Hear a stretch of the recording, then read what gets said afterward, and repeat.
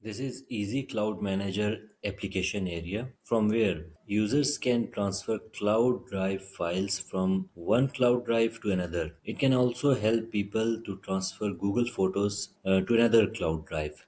Let me show you how this works. So I'm going to add Google Photos as a source drive here, and now I'm going to load it into the application. And next I'm going to add OneDrive as the target drive. Okay, since Google Photos has certain limitations to pick photos from their dashboard, you have to create a folder inside this application. You have to name this folder like, move to OneDrive. Once you create the folder, you will see the Google Photos dashboard opens in front of you. From here, you can select all the photos that you want to transfer to OneDrive. As a sample, I am selecting these 4 to 6 photos. Once you have selected the photos, click on Done.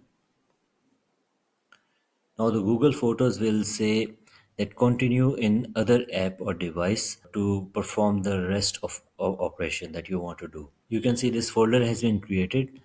What I will do next is select this folder within Easy Cloud Manager dashboard and select the OneDrive parent folder as a target drive and click on Transfer Now.